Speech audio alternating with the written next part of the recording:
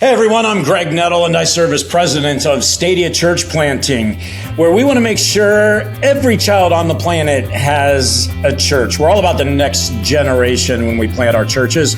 We want to help you start thriving, growing, multiplying churches for the next generation of churches, for the next generation of people. Man, this episode of the Church Planting Podcast, I've been really excited about this because I have my dear friend, Dave Ferguson on the Church Planting Podcast. If you've been around multiplication, church planting at all, you know the name Dave Ferguson. He's an award-winning author, he's a pastor, he's a movement leader, and he's passionate about helping people and churches multiply their impact.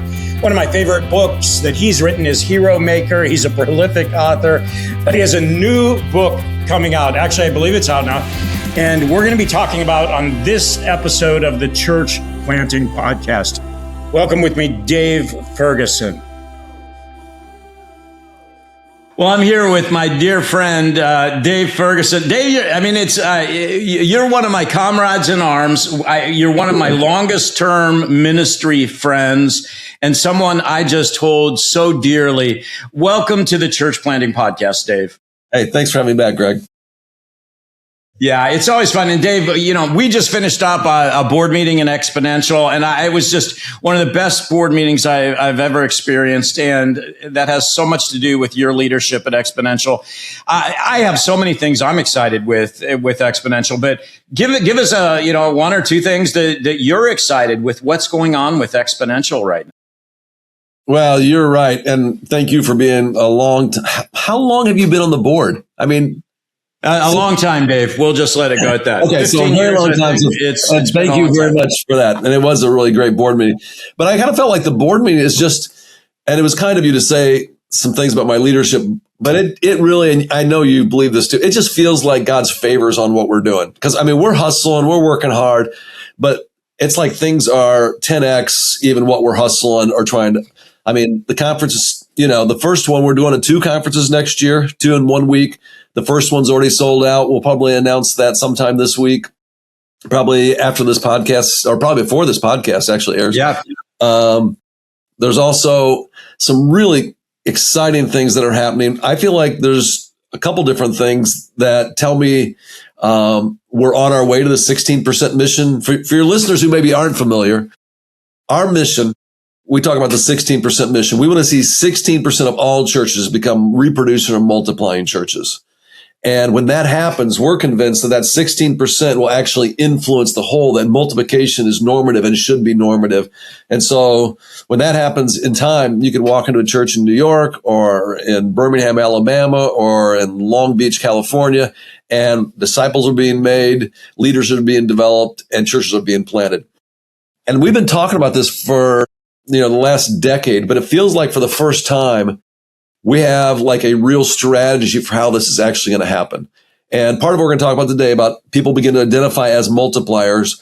But the thing I was going to bring up, I'm excited about, is it feels like there's this emergence of lots of regional networks where there's local ownership for church planting. I mean, we're seeing it, yes, here in Chicago. We're also seeing it where you are in Cleveland. We're seeing it in Kansas City. We're seeing it in Houston. We're seeing it in San Diego. We're seeing it in the Bay Area. We're seeing it in Boise. I mean, I could go on and on and on. But we're seeing this kind of emerge where there's this local ownership for church planting that's happening through these small networks that are making up a larger kind of collective. And to me, that's really exciting. That's well, Dave, I think one of the things that I'm also excited about. I agree with the networks, but I feel like that's one prong of it that God's doing, because what I'm also watching are these what we call faith-driven business leaders that are starting to catch this vision.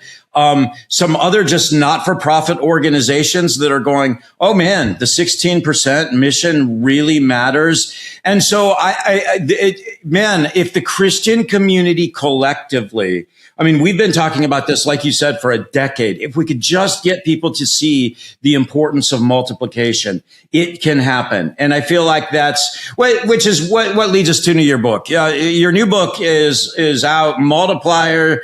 I see it on your shelf behind you there in our call. It's also, it's on my stack over here. I don't want to get up. I'd have to walk over here to pick mine up off my book stack, but fantastic book. What led you to write? What prompted you to write this book, Dave? Well, a couple things come to mind. One, we feel like it's a key component to this getting to 16%. We need every person to identify as a multiplier, whether you're making disciples and it's just a one-on-one, or you're developing leaders and you have that kind of a gifting, or if you're planting churches that you're multiplying at every level. Now, in addition to that, though, I think there's a lot of books out there, and we need them, that talk about your own personal life, how to create a rule of life, your own health. So there's a whole genre out there, and we need those. And there's also a whole genre out there about how to grow things, how to multiply things, how to disciple, how to plant churches. I'm not sure there's any book that's really kind of put those two together and said, no, these are actually integral to each other. That if you want to make a lasting impact over here, and continue to multiply things and make a big difference with your life, you have to be a healthy leader. And so basically, we introduced the idea of a multiplier, which we define as a healthy disciple-making leader that champions reproduction. We introduced that in the first couple of chapters. We spend 4 chapters talking about how do you be a healthy leader, then another 4 chapters on how do you be a high-impact leader, and then we bring it all together at the end. Okay, you actually write in the book, you reproduce who you are and what you do. Which is kind of to your point, but could you unpack that for us? You reproduce who you are and what you do. Yeah. And so you reproduce who you are. That has a lot to do with your internal life, your own health, but then also what you do, which has a lot to do with your own multiplication kind of practices and how you want to grow things, scale things, and advance the mission. So for example, you reproduce who you are. I tell church planners this all the time. If you want the men in your church to have a great marriage, you need to work really hard to have a great marriage. You don't have to have a perfect marriage. They just need to know that you're putting in the effort.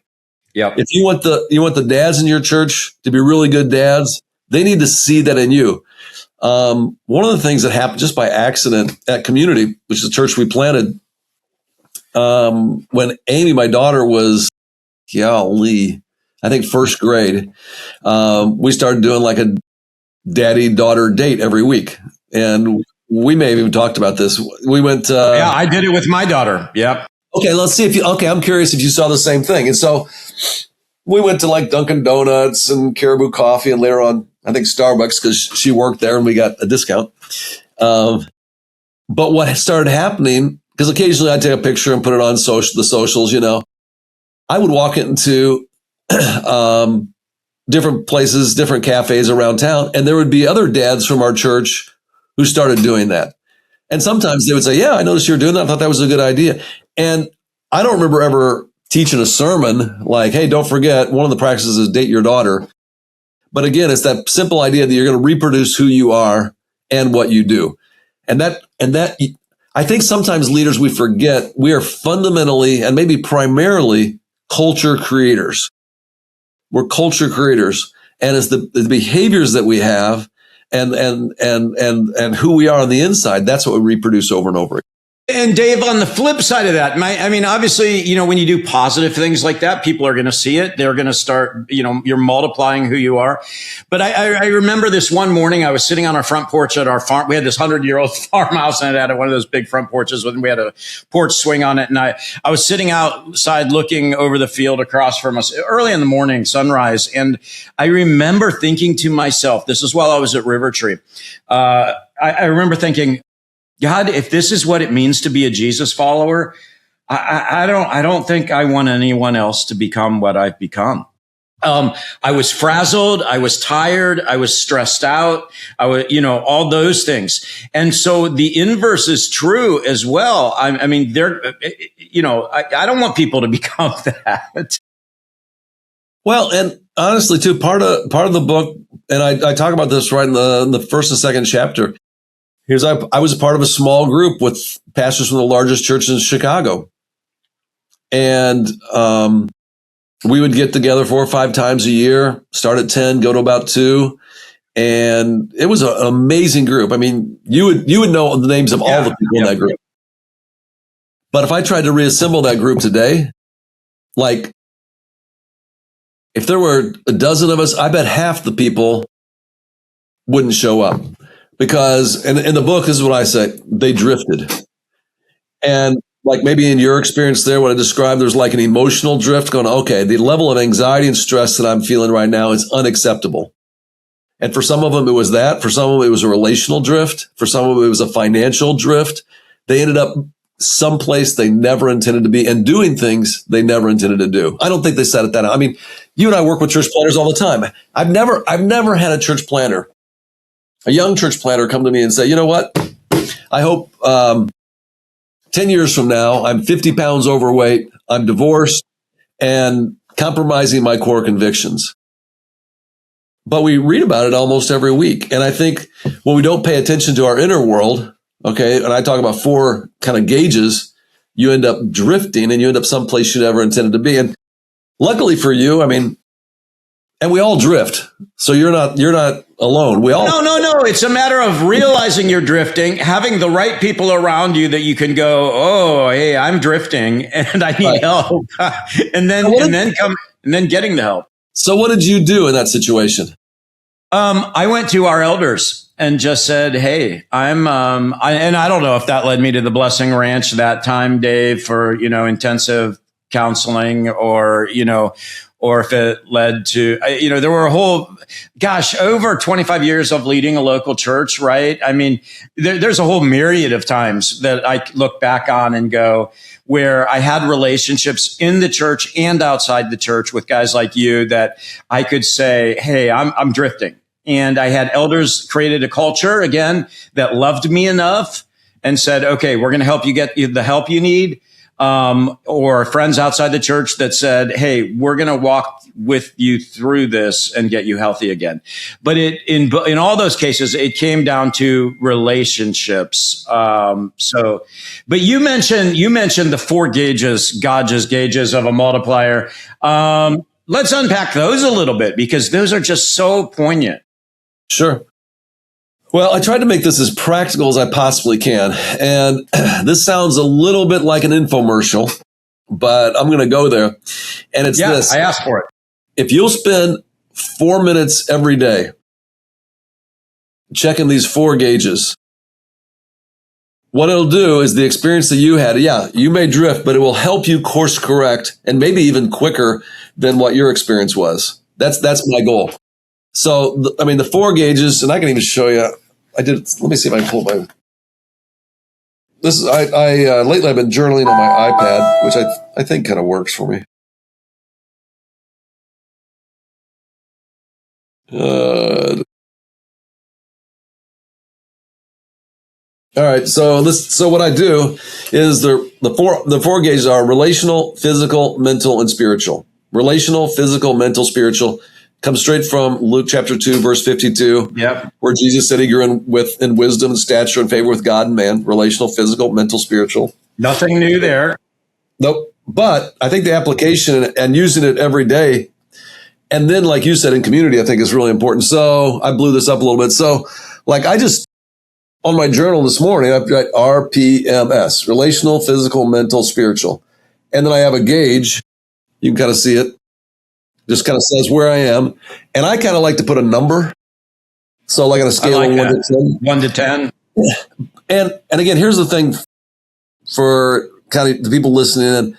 It's not really so important what the number is. It's more the direction you're headed.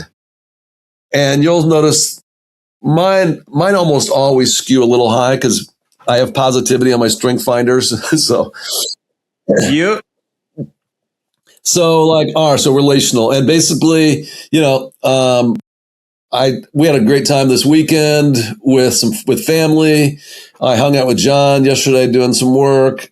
Sue and I went for a walk. So relational kind of ticked up one a little bit. So I gave myself a 7. Physically, and maybe you can kind of hear it, I got a little bit of a cold going. And I'm just like, I hear that. Yeah. I'm like, ugh. So that went down a couple points. So I'm down to a 4. Mentally, it was about the same. I'm still at a 5. I feel I'm doing okay.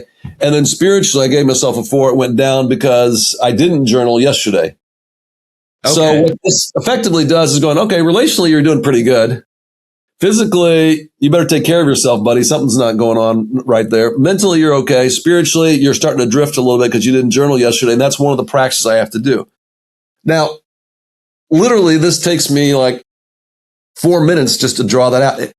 And just to pause and reflect, go, okay, relationally, how are Sue and I doing? How are me and the kids? How are me and my friends doing? Prayerfully asking God. Physically, how am I doing stewarding this body? Mentally, how's my thought life?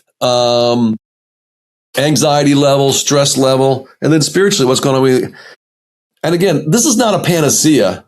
It's not going to be a cure-all for everything. But I'll tell you what, if you'll do this, if the people listening will do this, I'm telling you, it will help you course correct. And I think your chances of ending up someplace you never intended to be dramatically reduce. Now, I don't want to underestimate our ability to lie to ourselves, because we can do that. But particularly, let's say you take this now, and let's say once a week or once a month, you're in a small group, and that just becomes you check in on this. It will save your butt. It will save your butt. And so part of the deal, and this is why I kind of want to share this, because for younger leaders, it takes you a while to figure some of this out. But if you really want to make a big difference, and I think most people get in the game because they want the ministry game because they want to make a difference. If you really want to make a difference, you got to do it for a long time. Yeah. And this is a way that you can actually do it for a long time. And I think you would probably vouch for this too. I mean, you're making a bigger difference in your 50s and 60s than you were in your 30s and your 40s. But there's a lot of people who don't last into their 50s and 60s because they end up in a ditch somewhere they never intended to be. Okay, so Dave, you know how much I value what you just shared, and it's been a practice in my life for a couple decades, and looking internally, and I think I've shared with you before. I actually even have metrics that I've written for each of those categories. And your board holds you accountable. Yeah, my board sees my metrics once every 6 months, and they know, okay, when it comes to relational, that means, I have specifics. That means I'm walking with Julie, with my wife, 3 times a week. We're just going for a walk. Or, and I have them for each of here's my weight that I want to hit, and yep. I'm overweight right now, so my number's lower. So, but I have that metric. And so, how often, Dave? Okay, so I'm sharing that, with my board once every 6 months. If I'm out of whack, I'll share something with my wife and go, hey, I am just mentally, this is not, and I know it's affecting our relationship. How often are you sharing stuff with Sue, your wife, and who else do you share this kind of thing with? Well, that is the exact right question. So I don't know. This is something else I did. Let me make sure I'm not sharing stuff either. So you'll notice relationally, I put over here some things I feel like I need to do next steps, but spiritually, you'll see this here. Yeah. RPMs in community. Because right now, and this has been one of the weird parts because I apprenticed a new lead pastor at community. Yep. I don't have the same kind of ongoing small group that I had for years and years. Huge change, Dave. Yeah, it is. And so so that I draw a little arrow okay, what are some action steps that I need to make this, to actually move the gauge? And what you just identified as one of those things. Because I'll tell Sue, and there will be other people I'll tell, but there's nobody on a monthly or regular basis. Todd, who's our board chair, he just did a review with me and he asked me all those things. So that was good. And quite frankly, for all your listeners to know, it was at your impetus that our board chair at Exponential started doing that with me, because you were already doing it. So thank you for that example. Yeah. That's an area where I need to go to work on. Yeah. So the key is to get started, and all of our listeners right now and viewers, it is not difficult. 4 gauges, RPMs. I love that, Dave. Relational, what do you think physical, about the mental, 4 minutes? Spiritual. Do you think that's realistic? 4 minutes? I do. And then what I would say coming out of that, Dave, is, okay, man, my spiritual number's at a 3. What's going on there? Now that's going to add another 5 minutes for me to start, diving into what's really missing there. How often do you check your gauges? Once a month. Okay. See, I think if you do it once a month, you need it. It's you need a longer period of time. I try to do it, and I don't get it done, but I try to do it every day. So for me, I think I'm gonna start doing this more of a simple version, like you're doing every day. I think I'm gonna start doing that, man. Okay. And then doing more of a deep dive once a month, and yeah. And see, if I was doing better about doing this in community, that would also be a great asset to this whole experience. Yeah, I'm thinking about this. Gosh, be it a micro church setting or once a month. Gosh, think about it. If you meet with, let's say, your management team or your elders as a church planter, however you're set up, and or once a month, group or a missional community. Exactly, and go over these. Everybody in the room does it, right? Yeah, pair up, check in with each other. I love that. Okay, you move from the 4 gauges though into the 4 practices of a multiplier. Yes. Let's talk about those now. They're just as important. Because the goal isn't just to be healthy. The goal isn't just to stay alive. And, the goal is to be a healthy disciple-making leader that champions reproduction. So, subtitled, How Healthy Leaders Create a Lasting Impact. So the 4 practices, and these are, again, what I tried to do, and in the book, I give a tool, and it's simple enough. You can write on the back of a napkin that shows you the 4 gauges and these 4 practices. So here's the 4 practices, and these are what Jesus did. Number 1, make disciple makers. Make disciple makers. You ought to be able to, and how do you know if you're doing that? I think it's very simply this. If you can name people that you're making a disciple maker, and they would also name you and go like, oh yeah, Greg's doing that for me. He's making me into a disciple maker. If that's happening, then you're doing the stuff. So that's number 1. Number 2, after Jesus did that, he identifies, hey, here's the people I'm going to invest in. Then he establishes a spiritual community. That's the second thing. Because relationships are always a catalyst for spiritual growth. So you take these people you're making a disciple makers and you put them into a spiritual community. You might call it a small group. You might call it a missional community. You might call it an LTG. Maybe in some cases it's your staff. I don't care what you call it, but there needs to be that relational component. Otherwise, you're not going to see the life change, like we were already talking about. So you make disciple makers, number 1, practice. Number 2, practice, establish spiritual community. And then number 3, again, do what Jesus did. After he spent about 3 years with them, he mobilized new leaders. He sent them out. And so that's what you do. You look around your small group. You look around your missional community. You look around your staff. You go like, you know what? You're ready for more responsibility. I see this in you. And then and you commission them and you bless them and you send them out, either to start something new or to take over what you already started and you go start something new. And then the 4th practice, after you make disciple makers, establish spiritual communities, mobilize new leaders, is then you launch what I call it launch church expressions.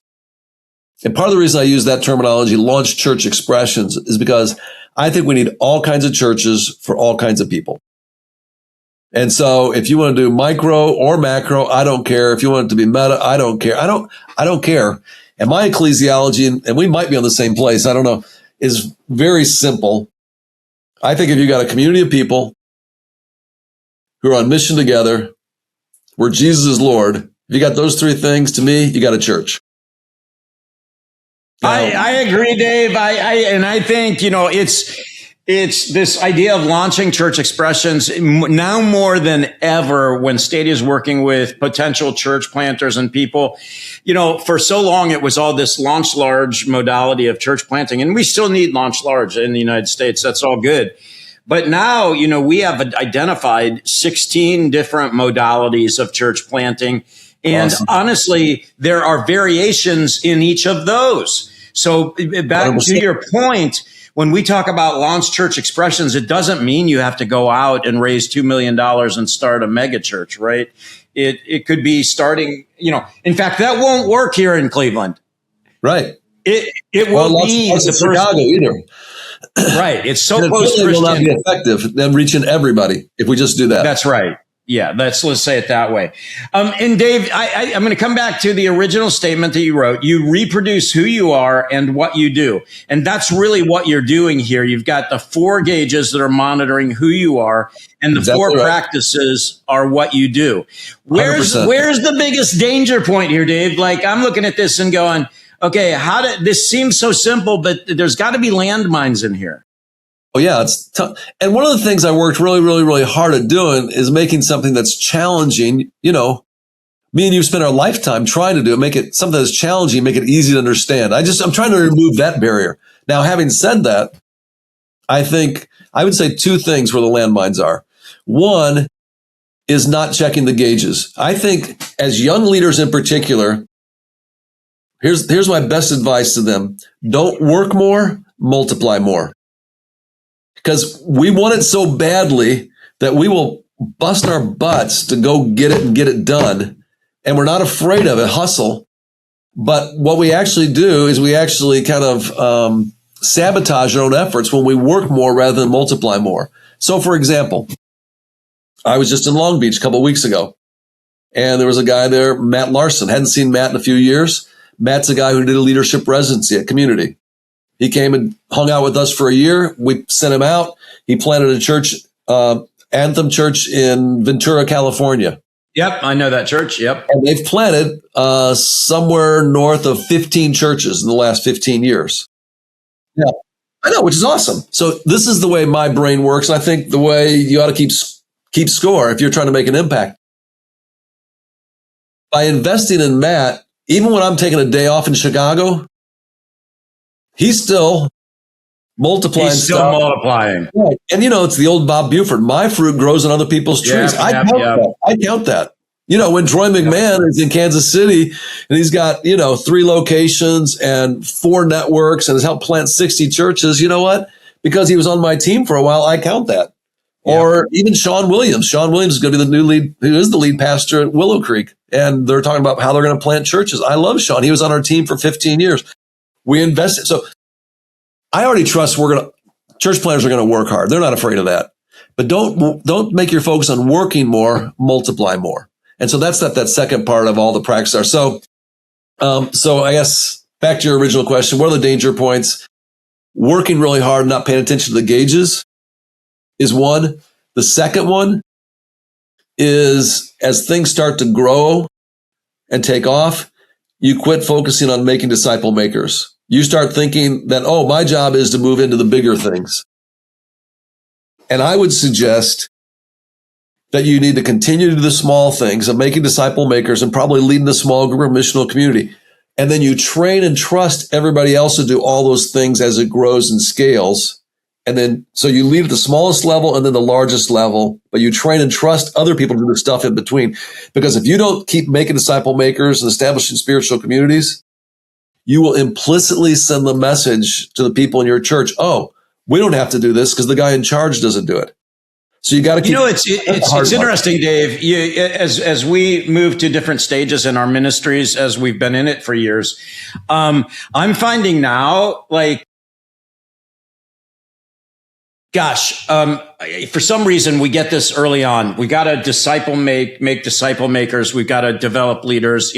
I hope the church planters are hearing us, but I want you to know, that's just as important now to me, if not more important. That's one of my metrics in my relationships. Am I pouring into young leaders? Yes. Am I mentoring young leaders? Yes. Yeah. And so it doesn't become less. I think it becomes more important as we go on. And I've been telling our whole Exponential team too, is we're challenging every person to be a multiplier.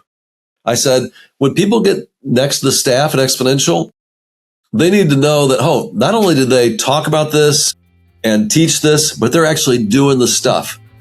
So that if you're hanging out with Sabir Robinson, who's our graphic artist on our team, Sabir every week has about a dozen students that he works with. He's making disciple makers. He's doing the stuff. And I think it's mission critical that we can't just be talking about it, we have to do it. Okay, Dave, now to the really important stuff. When's your next marathon? Well, I think I'll do a half this fall, but I think my kids are all going to do the 50th, which is Chicago's 27. So I think if they do it, I'm going to definitely do another one then. That would be too much fun. Yeah. I love that you're a marathon runner in every way, Dave. Thanks for joining us on the Church Planting Podcast. Thank you. Thanks for listening to the Church Planting Podcast. The Church Planting Podcast is part of the Stadia Podcast Network. To find more great episodes and to see how Stadia can help you start thriving, growing, multiplying churches for the next generation, be sure to check out stadia.org/podcasts.